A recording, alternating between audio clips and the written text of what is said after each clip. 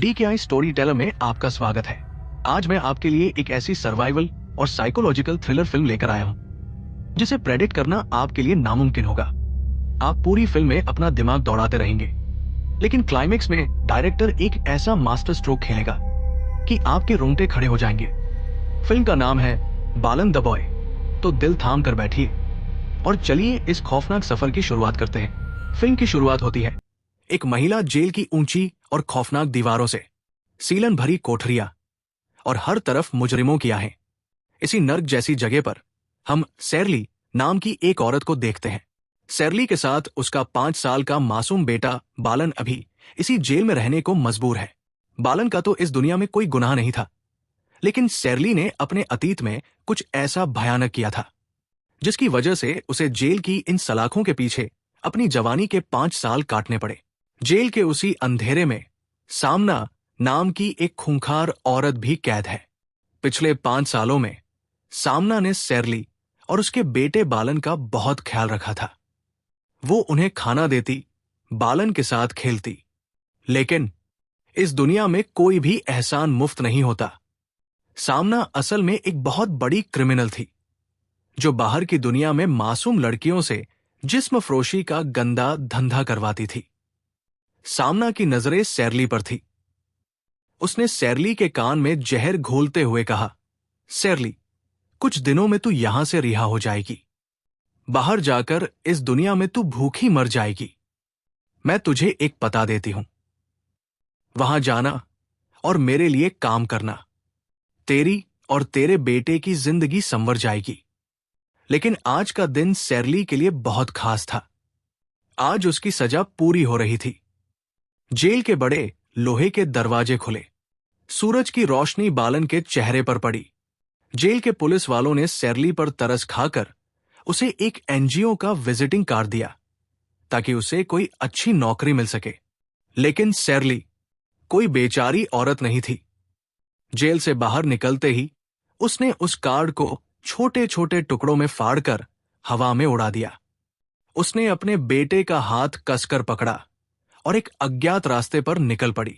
सैरली जानती थी कि बाहर की दुनिया इस जेल से भी ज्यादा खतरनाक है, और इसी पल से हमें सैरली का एक खौफनाक और मास्टरमाइंड रूप देखने को मिलता है। वो अपने बेटे को लोरियां नहीं सुनाती थी, वो उसे इस दुनिया में जिंदा रहने की हार्डकोर ट्रेनिंग देती थी। सैरली ने बालन के लिए कुछ सख्त नियम बनाए थे। हर नई जगह पर जाने से पहले वो अपना और अपने बेटे का एक नया नाम रखती। वो बालन को सिखाती कि अगर कोई अजनबी कुछ पूछे तो उसे क्या जवाब देना है, बिना पलक झपकाए, बिना डरे।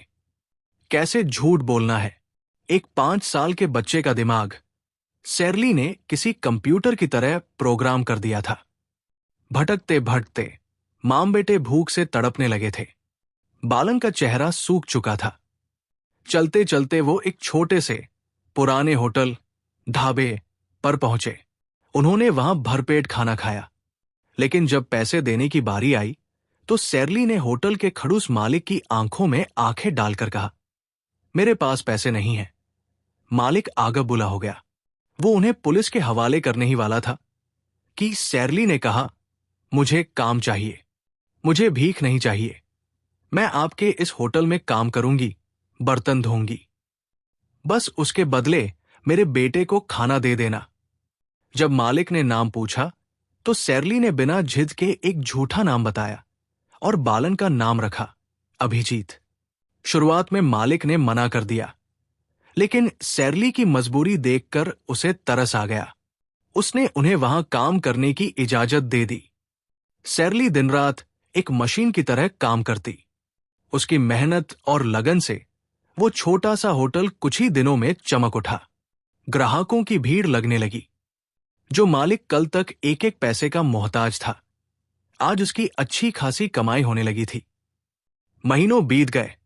होटल का मालिक अब सैरली और बालन को अपने परिवार की तरह मानने लगा था। एक दिन उसने बहुत ही प्यार से सैरली से कहा, बेटी, तुमने मेरे इस उजड़े हुए होटल को आबाद कर दिया है। अब तुम्हें यहां इस झोपड़ी में रहने की कोई जरूरत नहीं। मैं तुम्हें अपनी बेटी और इस बच्चे को अपना पोता मानकर अपने घर ले जाऊंगा। ये शब्द किसी भी आम इंसान को खुशी से रुला देते, लेकिन सैरली के लिए ये एक खतरे की घंटी थी। सैरली का उसूल था कि किसी से भी जज्बाती रिश्ता नहीं जोड़ना है। रिश्ते इंसान को कमजोर बनाते हैं, और जैसे ही रात का अंधेरा छाता है, सैरली अपने बेटे को उठाती है और बिना किसी को बताए रातों रात उस होटल से हमेशा के लिए गायब हो जाती है। सैरली फिर से नई नई जगहों पर काम करने लगी। वो कभी एक जगह पर टिक कर नहीं रहती। कुछ दिन काम करती और फिर शहर बदल लेती, लेकिन किस्मत हमेशा आपका साथ नहीं देती।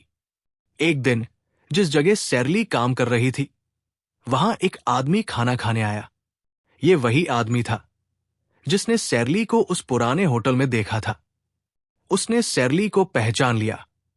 वो उसके पास आया और बोला, मैंने तुम्हें पहले भी कहीं देखा है, तुम उस पुराने होटल में काम करती थी ना? सैरली के चेहरे पर हवाइयां उड़ने लगी, लेकिन उसने खुद को संभाला और साफ मुकर गई। उस आदमी को शक हुआ। उसने चालाकी दिखाते हुए सैरली को छोड़कर सीधे 5 साल के बालन से पूछताछ शुरू कर दी। तुम्हारा नाम क्या है? तुम कहां रहते थे? तुम्हारी मां पहले कहां काम करती थी? सैरली का दिल जोरों से धड़क रहा था। अगर बालन ने सच उगल दिया तो उनका राज खुल जाएगा। लेकिन तभी सैरली की दी हुई खौफनाक ट्रेनिंग का असर दिखा। 5 साल के बालन ने उस आदमी की आंखों में देखकर इतनी सफाई से वही झूठी कहानी सुनाई जो उसकी मां ने उसे रटाई थी। उस आदमी को हार मानकर वहां से जाना पड़ा, पर सैरली समझ गई थी कि अब यह शहर भी उनके लिए सुरक्षित नहीं रहा। भागते भागते सैरली की नजर अखबार के एक विज्ञापन पर पड़ी। एक बहुत बड़े घर में एक बुजुर्ग दादी की देखभाल करने के लिए एक औरत की जरूरत थी। सैरली को लगा कि एक बड़े घर के अंदर छिपना सबसे महफूज होगा, लेकिन उस घर तक पहुंचने से पहले रास्ते में सैरली एक ऐसा अजीब काम करती है जो आगे चलकर इस पूरी फिल्म का क्लाइमेक्स पलट देगा। रास्ते में सैरली को एक लड़की मिलती है। वो लड़की दिमागी रूप से विक्षिप्त, पागल थी। उसके कपड़े फटे हुए थे और वो भूखी थी। सैरली उसके पास जाती है, उसे खाने के लिए एक पाव देती है और बड़ी ही चालाकी से उस पागल लड़की के गले में लटक रहा उसका पहचान पत्र, आईडी कार्ड निकाल कर अपने पास रख लेती है। सैरली ने ऐसा क्यों किया? ये राज आगे खुलेगा। सैरली और बालन उस विज्ञापन वाले पते पर पहुंचते हैं। वो एक बहुत बड़ा, आलीशान लेकिन डरावना सा बंगला था। घर के अंदर सन्नाटा पसरा था। वो अंदर झांकते हैं, पर कोई नहीं दिखता। तभी अचानक अंदर एक टेलीफोन बजने लगता है। सैरली फोन उठाती है। दूसरी तरफ से दादी का बेटा बोल रहा था, जो विदेश में रहता है। उसने कहा, सुनो, मेरी मां बहुत ही खड़ूस और खतरनाक है। वो किसी से भी ठीक से बात नहीं करती। उसकी तबीयत खराब है, तुम्हें सब कुछ संभालना होगा। अभी सैरली फोन पर बात कर ही रही थी कि अचानक एक व्हीलचेयर के पहियों की आवाज आती है। सैरली मुड़कर देखती है और उसके होश उड़ जाते हैं। सामने एक बहुत ही खूंखार सी दिखने वाली बुजुर्ग औरत बैठी थी, और सबसे डरावनी बात यह थी कि दादी के हाथों में एक असली बंदूक थी। दादी ने अपनी भारी आवाज में पूछा, क्या तुम्हें मेरे बेटे ने भेजा है? सैरली डरते हुए हाँ में सिर हिलाती है। दादी सच में बहुत खतरनाक थी। उसका एक बहुत बड़ा बगीचा था, जहां गांव के छोटे छोटे बच्चे अक्सर फल चुराने आते थे, और दादी बिना सोचे समझे अपनी बंदूक से उन बच्चों पर गोलियां चला देती थी। गोलियों की आवाज से पूरा गांव कांपता था। सैरली ये देखकर घबरा जाती थी। लेकिन एक दिन दादी ने सैरली को अपने पास बुलाया और अपनी बंदूक दिखाते हुए कहा, डर मत, इस बंदूक में जो हरी गोलियां है ना, वो नकली है। वो सिर्फ धमाके की आवाज करती है। जो लाल गोलियां हैं, वो असली है, जिन्हें मैं अलग छिपाकर रखती हूं। वक्त बीतने लगा। दादी और सैरली के बीच एक अजीब सा रिश्ता बन गया था। एक दिन सैरली ने हिम्मत करके पूछा, आप अपने बेटे से बात क्यों नहीं करती? दादी की आंखों में गुस्सा आ गया। उसने कहा, मैं और मेरे पति आजादी के सिपाही थे। हमने इस देश के लिए अपना खून बहाया है, लेकिन मेरा बेटा, वो उन्हीं विदेशियों के तलवे चाटने के लिए हमें छोड़कर चला गया। मैं उस गद्दार को कभी माफ नहीं कर सकती। दादी को सेरली की खामोशी और काम करने का तरीका बहुत पसंद आने लगा था। एक रात सेरली दादी के पैर दबा रही थी। उसने इशारों इशारों में दादी को अपनी कहानी सुनाई। दादी एक औरत थी। उसका पति एक राक्षस था, जो उसे रोज जानवरों की तरह पीटता था। एक दिन उस औरत से बर्दाश्त नहीं हुआ और उसने उस राक्षस को जान से मार दिया। उसे जेल हो गई और वही उसने एक बच्चे को जन्म दिया। दादी दुनिया देख चुकी थी। वो समझ गई कि ये कहानी किसी और की नहीं, बल्कि सेरली की ही है। दादी ने सेरली का हाथ पकड़ा और एक खौफनाक वसीयत की। सेरली, मैं कुछ ही दिनों की मेहमान हूं। जब मैं मर जाऊं तो लोगों के बीच ढिंढोरा मत पीटना। मुझे इसी घर के बगीचे में चुपचाप दफना देना और मेरी कब्र के ऊपर एक केले का पेड़ लगा देना। ये घर बहुत बड़ा है, कोई कभी तुम्हें यहां ढूंढ नहीं पाएगा। और कुछ ही दिनों बाद दादी सच में मर गई। सेरली ने बिल्कुल वैसा ही किया। उसने दादी को बागीचे में दफना दिया और एक केले का पेड़ लगा दिया। अब सेरली और बालन उस बड़े घर में अकेले थे। बालन का स्कूल में एडमिशन हो चुका था। ऐसा लग रहा था कि उनकी जिंदगी का तूफान अब शांत हो गया है। लेकिन तभी किस्मत ने एक बहुत ही गंदा खेल खेला। एक दिन सेरली बाजार गई थी। वहां अचानक उसके सामने कोई और नहीं, बल्कि जेल वाली सामना खड़ी थी। सामना उसे देखकर दुष्टता से मुस्कुराई। सेरली के पैरों तले जमीन खिसक गई। वो वहां से भागकर अपने घर आ गई। लेकिन सामना एक शिकारी कुत्ती की तरह सूंघते हुए सेरली के उस आलीशान घर तक पहुंच गई। सामना ने घर के अंदर कदम रखा और हंसते हुए बोली, वाह सेरली, तूने तो बहुत बड़ा महल हथिया लिया। मुझे पता है कि इस घर की मालकिन मर चुकी है। अब मैं अपनी लड़कियों को लेकर इसी घर में आऊंगी और हम यहीं से अपना जिस्म फरोशी का धंधा चलाएंगे। सेरली का दिमाग सुन पड़ गया। अगर सामना यहां रही तो उसके बेटे का भविष्य नर्क बन जाएगा। सामना उसके बेटे को भी क्रिमिनल बना देगी। एक मां के अंदर का जानवर जाग उठा। सेरली ने फैसला कर लिया था कि अब एक और खून करना ही पड़ेगा। उसने मौका देखकर सामना पर हमला किया और उसे जान से मार दिया। बंदूक से एक जोरदार धमाका हुआ, लेकिन आसपास के लोगों को कुछ भी अजीब नहीं लगा, क्योंकि उन्हें लगा कि हमेशा की तरह पागल दादी ने ही आज फिर गोली चलाई होगी। सेरली सामना की खून से लथपथ लाश को घसीटकर घर के अंदर ला रही थी। वो फर्श पर गिरे खून के धब्बों को साफ ही कर रही थी कि अचानक घर का टेलीफोन बज उठा। फोन दादी के बेटे का था। उसने हंसते हुए कहा, हेलो, मैं अपनी पूरी फैमिली के साथ आज ही इंडिया आ गया हूं। हम दादी को सरप्राइज देने के लिए बस रास्ते में ही हैं। अभी दोपहर के 2 बज रहे हैं। हम लोग ठीक 4 बजे तक घर पहुंच जाएंगे। ये सुनते ही सेरली के हाथ पैर ठंडे पड़ गए। क्या खौफनाक सिचुएशन थी। घर में एक क्रिमिनल की ताजी लाश पड़ी थी। बागीचे में घर की असली मालकिन दफन थी। स्कूल में उसका 5 साल का बेटा उसका इंतजार कर रहा था। और उसके पास इस पूरे रायते को समेटने के लिए सिर्फ 2 घंटे थे। इधर दोपहर के 12 बज चुके थे। बालन स्कूल की छुट्टी के बाद एक तय किए हुए ठिकाने पर अपनी मां का इंतजार कर रहा था। लेकिन आज पहली बार उसकी मां उसे लेने नहीं आई। बालन वही सड़क पर अकेला खड़ा था। तभी वहां पवित्रन नाम का एक पुलिस कांस्टेबल गश्त लगाता हुआ आता है। पवित्रन कोई ईमानदार पुलिस वाला नहीं था। वो काफी मतलबी इंसान था। उसने देखा कि एक 5 साल का बच्चा सिर्फ एक अंडरवियर पहने सड़क पर खड़ा है। बालन ने अपने सारे कपड़े झाड़ियों में छिपा दिए थे ताकि कोई उसके स्कूल का नाम ना पढ़ सके। पवित्रन उसे पुलिस स्टेशन ले आया।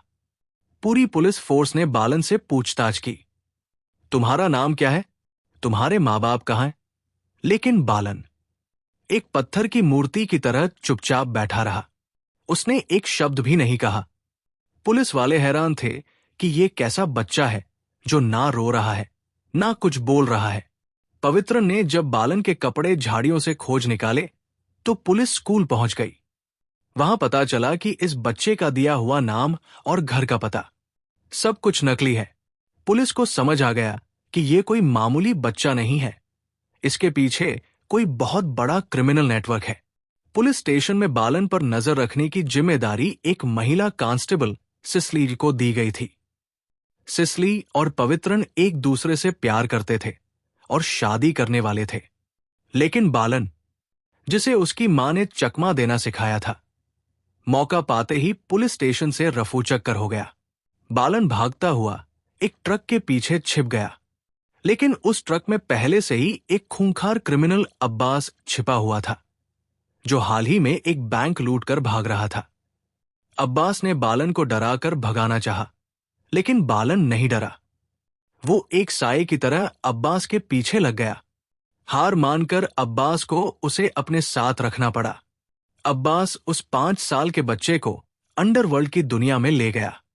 बालन बहुत चालाक था, इसलिए अब्बास के सारे गैरकानूनी काम, चाहे वो नशे की डिलीवरी हो या चोरी का सामान पहुंचाना, बालन चुटकियों में कर देता। किसी को एक छोटे बच्चे पर शक भी नहीं होता। सालों बीत गए। बालन अब क्रिमिनल की दुनिया का हिस्सा बन चुका था, लेकिन हर रात वो अब्बास से सिर्फ एक ही बात कहता, मुझे मेरी मां चाहिए, मुझे उन्हें खोजना है। कहानी 6 साल आगे बढ़ती है। बालन अब 11 साल का हो चुका था। वो वापस उसी शहर में आता है और सीधे उसी पुलिस वाले पवित्रन से जाकर मिलता है। बालन को भागने देने की वजह से सिसली ने पवित्रन से शादी तोड़ दी थी, इसलिए पवित्रन बालन से नफरत करता था। बालन ने पवित्रन के सामने एक दाव चला। पवित्रन, मैं तुम्हें उस मोस्ट वांटेड क्रिमिनल अब्बास का ठिकाना बताऊंगा, लेकिन बदले में तुम्हें मुझे मेरी मां से मिलाना होगा। पवित्रन मान जाता है। वो बालन को बताता है कि 6 साल पहले उसकी मां ने 2 लोगों का खून किया था, जिसके बाद वो पागल हो गई। वो अभी एक मेंटल असाइलम, पागल खाने में है। बालन का दिल जोरों से धड़क रहा था। वो पागल खाने पहुंचता है। कांच की दीवार के उस पार एक औरत बैठी थी। बालन धीरे धीरे आगे बढ़ता है और जैसे ही वो उस औरत का चेहरा देखता है, उसके पैरों तले जमीन खिसक जाती है। वो औरत सैरली थी नहीं तो फिर वो कौन थी? वो वही पागल लड़की थी जिसे सैरली ने सालों पहले सड़क पर पाव खिलाकर उसका आईडी कार्ड छीन लिया था। अब फिल्म हमें 6 साल पीछे ले जाती है और सैरली का वो मास्टर स्ट्रोक खुलता है जो उसने उन 2 घंटों में खेला था, जब सैरली के घर में सामना की लाश पड़ी थी और रिश्तेदारों के आने में सिर्फ 2 घंटे बचे थे। तब सैरली भागी भागी उसी सड़क पर गई और उस पागल लड़की को अपने घर ले आई। सैरली ने उस पागल लड़की को अच्छे से नहलाया, उसे अपने खुद के कपड़े पहनाए और ठीक 4 बजे जब दादी के रिश्तेदार घर में घुसे, सैरली ने उस पागल लड़की के हाथ में बंदूक थमा दी और एक गोली चला दी। पुलिस आई और उन्होंने देखा कि घर की नौकरानी पागल हो गई है और उसने खून किया है। पुलिस उस पागल लड़की को सैरली समझकर गिरफ्तार करके ले गई। और असली सैरली अपना सारा सामान लेकर पीछे के दरवाजे से पहले ही फरार हो चुकी थी। उसने एक पागल लड़की को फंसाकर अपने बेटे और अपनी जिंदगी के लिए एक सुरक्षित रास्ता बना लिया था। ये सब समझते ही बालन के चेहरे पर एक मुस्कान आ गई। वो तुरंत भागता हुआ उस पुरानी जगह पर पहुंचता है जहां वो हमेशा अपनी मां का इंतजार करता था। और वहां दूर खड़ी एक औरत उसकी तरफ देख रही थी। वो सैरली थी। सैरली ने अपने बेटे को गले लगाया और मुस्कुराते हुए बोली, मैंने कहा था ना बालन, मां जरूर आएगी। सैरली ने पूरे 6 साल हर रोज उसी जगह पर खड़े होकर अपने बेटे का इंतजार किया था। दोस्तों, एक मां अपने बच्चे की जान बचाने के लिए क्रिमिनल भी बन सकती है और इस पूरी दुनिया को बेवकूफ भी बना सकती है। आपको सैरली का ये मास्टरमाइंड प्लान कैसा लगा? मुझे कमेंट सेक्शन में जरूर बताइएगा। अगर ये कहानी आपको रोमांचित कर गई हो तो वीडियो को लाइक करें और DKI स्टोरी टेलर को सब्सक्राइब करना बिल्कुल ना भूलें। मिलते हैं एक और कमाल की वीडियो के साथ। तब तक के लिए धन्यवाद। जय हिंद, जय भारत।